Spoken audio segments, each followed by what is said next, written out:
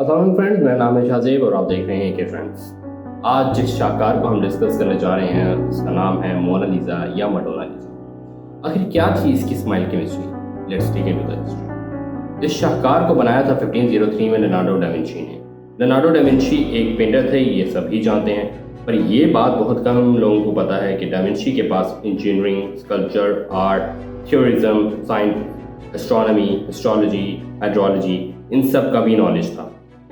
Now let's discuss कि painting थी किसकी। पेंटिंग में बनाई जाने वाली औरत की आइडेंटिटी को लेकर हमेशा से लोग क्यूरियस रहे, जिसको 1550 में पहली दफ़ा जॉर्जियो वसारी नाम के एक इटालियन आर्टिस्ट ने लाइफ ऑफ विंची में थियोराइज किया, जिसमें उन्होंने मेंशन किया कि मोनालिसा का ओरिजिनल नेम लीजा गेरादानी था, जो कि फ्लोरेंस शहर में रहने वाले एक सिल्क ट्रेडर फ्रांसिस्को डेल जिकांडो की बीवी थी, जिसको अकॉर्डिंग टू वसारी जिकांडो ने खुद कमीशन करवाया था।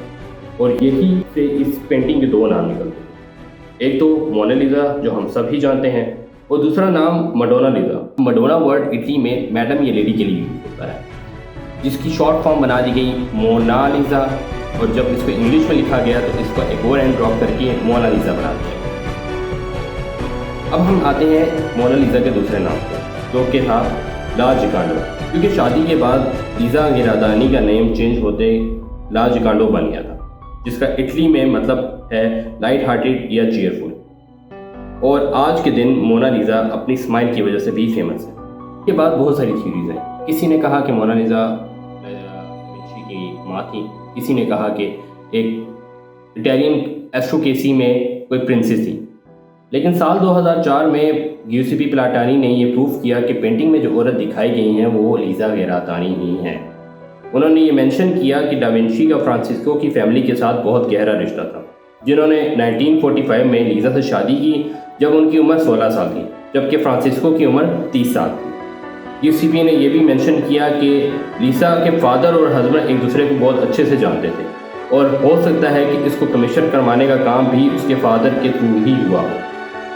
मोनालिसा की पेंटिंग के वक्त उनकी एज ऑलमोस्ट 24 ईयर्स थी। इस पेंटिंग को बनाने के पीछे दो रीज़न बताए जाते हैं।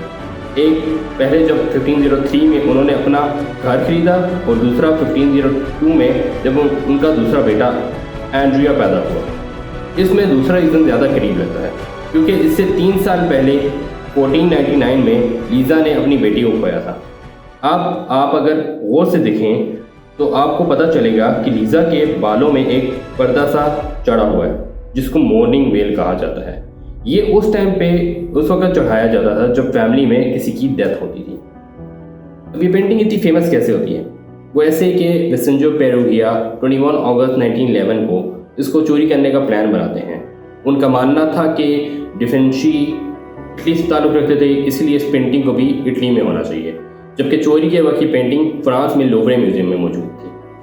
1914 में वो पकड़े जाते हैं, और इस चोरी के बाद ही मोनालिसा की पॉपुलैरिटी बढ़ने लगती है, और ये दुनिया की एक नंबर 1 पेंटिंग बन जाती है। पेंटिंग अब दोबारा लोवरे म्यूजियम में एक बुलेट प्रूफ ग्लास के पीछे रखी गई है, जहाँ ह्यूमिडिटी को 50% तक मेंटेन किया गया है, ±10%, और टेम्परेचर 18 to 21 डिग्री तक मेंटेन किया गया है। आज अगर आप लोवरे म्यूजियम जाते हैं और आपको लोगों का हजूम नज़र आता है, तो इसका क्रेडिट सिर्फ और सिर्फ विसेंजी को दिया जाए। ये वीडियो पसंद आई हो तो लाइक और सब्सक्राइब करना ना भूलिएगा। अगली वीडियो तक के लिए अपने दोस्त को दीजिएगा इजाज़त। अल्लाह हाफ़िज़।